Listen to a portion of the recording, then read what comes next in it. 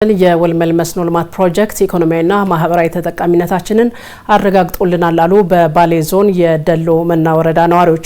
ፕሮጀክቱ በአብዛኛው አርብቶ አደር የነበረውን የነዋሪዎች ህይወት ወደ ከፊል አርሶ አደርነት እየቀየረ ይገኛል። ከዓመት በፊት በኢፌዴሪ ጠቅላይ ሚኒስትር ዶክተር አብይ አህመድ የተመረቀው የወልመል መስኖ ፕሮጀክት ከ12000 በላይ ሄክታር መሬትን የሚያለማና ከ24000 በላይ አባወራዎችን ተጠቃሚ የሚያደርግ ነው። በስፍራው የሚገኘው ባልደረባችን ታምራት ደለሊ ደግሞ ተጨማሪ መረጃ በዚህ ላይ ሊያደርሰን በቀጥታ መስመራችን ላይ ታምራትን አግኝተናል። ታምራት፣ በአጠቃላይ የወልመል የመስኖ ፕሮጀክት ምን ያህል ተጠቃሚነትን አረጋገጠ? ምልከታክ ምን ይመስል ነበር የሚመስለው የሚለውን ለተመልካቾች ብታደርሰን። አመሰግናለሁ አዳነች። እንደምን አመሽተሻል።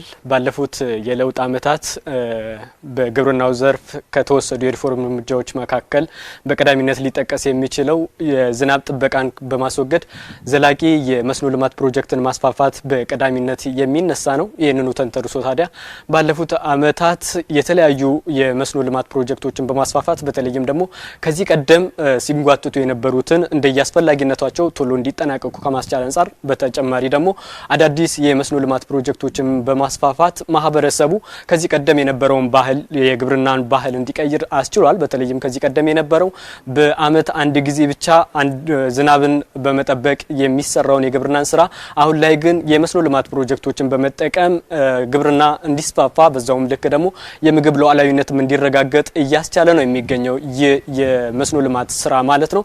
ይህንኑ ተንተርሶ ባለፉት አመታት ተጀምረው በመጠናቀቅ አገልግሎት እየሰጡ ከሚገኙ የመስኖ ልማት ፕሮጀክቶች መካከል በባሌ ዞን ደሎ መና ላይ የተገነባው የወልመል መስኖ ልማት ፕሮጀክት በቀዳሚነት ነው የሚጠቀሰው። እንደሚታወቀው የደሎ መና ወረዳ አካባቢ ከዚህ ቀደም የነበረው መልክ ብዙሃኑ አካባቢዎች ላይ በድርቀት የሚታወቅ ነው።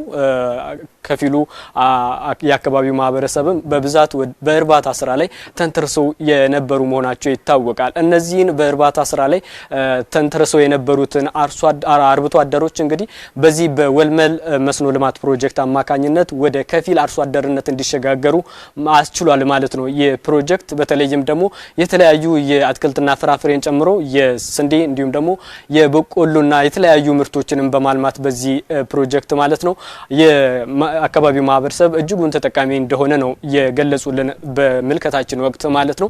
በተለይም የመስኖ ልማት ፕሮጀክት ከ12000 ሄክታር መሬት በላይ የማልማት አቅም አለው። በዛው ልክ ደግሞ ከ24000 በላይ አባወራዎችንም ማገልገል ተጠቃሚ ማድረግ የሚችል ፕሮጀክት ነው። አሁን ላይ ባለው ተጨባጭ ሁኔታ ከ12000 ወደ 7500 የሚጠጋውን ሄክታር መሬት በዚህ መስኖ ፕሮጀክት ማልማት ተችሏል ማለት ነው። በዛው ልክ ደግሞ ከ15000 በላይ የሚሆኑ አባወራዎች እስካሁን ባለው ተጠቃሚ መሆን ችለዋል ማለት ነው። እንደሚታወቀው ፕሮጀክቱ ከ10 ወር አስቀድሞ በጥቅምት ወር ነው በክቡር ጠቅላይ ሚኒስትር ዶክተር አብይ አህመድ ተመርቆ አገልግሎትን እየሰጠ የሚገኘው ማለት ነው። በዚህ ጊዜ ውስጥ እንግዲህ ማህበረሰቡ ሁለቴ ሶስቴ ማልማት ይቻለበት ሁኔታ ነው ተፈጥሮ ያለው። ቀደም ብዬ እንዳነሳሁት በዚህ የመስኖ ልማት ፕሮጀክት አማካኝነት የተለያዩ የአትክልትና ፍራፍሬ ስራዎች ናቸው እየተሰሩ የሚገኙት። እኛም በቦታው ተገኝተን የተመለከትነው የተለያዩ የፓፓያ የሙዝ እንዲሁም ደግሞ የተለያዩ መልከ ብዙ የሆኑ የልማት ስራዎችን ነው መታዘብ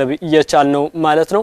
እንግዲህ እነዚህ የመስኖ ልማት ፕሮጀክቶች ውጤታማ እንዲሆኑ ከዛ ባሻገር ደግሞ ማህበረሰቡም እጅግ በስፋት ተጠቃሚ እንዲሆን ለማስቻል ደግሞ የተለያዩ የቴክኖሎጂ ግብአት ውጤቶች ይጠበቃሉ። እነዚህን ከማሟላት አንፃር የአካባቢው በተለይም ደግሞ የደሎ መና ወረዳ እንዲሁም የባሌ ዞንም የሚጠበቅበትን ሚና የተለያዩ ግብአቶችን በማቅረብ የሚጠበቅበትን ሚና እየተወጣ እንደሚገኝ ነው ያነሳው። ይሁንና አሁንም ሰፊ ግብአት እንደሚያስፈልግ ጭምር ነው የተነሳው። ምክንያቱም ከ12000 ሄክታር መሬት በላይ ነው የመስኖ ፕሮጀክት ማልማት የሚችለው። በመሆኑም አስፈላጊ የሆኑ ግብአቶች አሁንም በስፋት መቅረብ እንዳለባቸው አርሶ አደሮች ያነሳሉ። ዞኑ እንዲሁም ደግሞ ወረዳውም እነዚህን ግብአቶች ከማሟላት አንፃር ትኩረት አድርጎ እንደሚሰራም ጭምር ነው የተነሳው።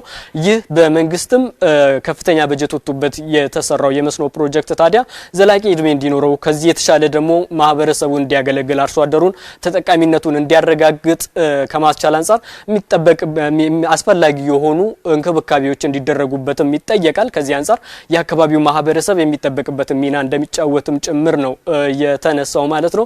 በቀጣይነት እንግዲህ እነዚህ በመስኖ ልማት ፕሮጀክቱ የሚመረቱ ምርቶችም የገበያ ትስስር እንዲፈጠርላቸው ከማስቻል አንፃር የተለያዩ ስራዎች ናቸው እየተሰሩ ይገኛሉ የተባለው ማለት ነው። እንደሚታወቀው በሀገሪቱ በተለያዩ አካባቢዎች ነው የመስኖ ልማት ፕሮጀክት ስራ እየተሰራ የሚገኘው። እነዚህም የመስኖ ልማት ፕሮጀክቶች የምግብ ሉዓላዊነትን ከማስጠበቅ ባሻገር የአርሶ አደሩን የግብርና ባህልም እየቀየሩ ነው የሚገኙት። በአመት 3-4 እንዲያመርቱም ጭምር እያስቻሉ ነው የሚገኙት ማለት ነው። በዚህ በደሎመና አካባቢ ላይ በወልመል መስኖ ፕሮጀክት የሚሰሩ ስራዎችም ይህንኑ እውን እያደረጉ የሚገኙ ናቸው።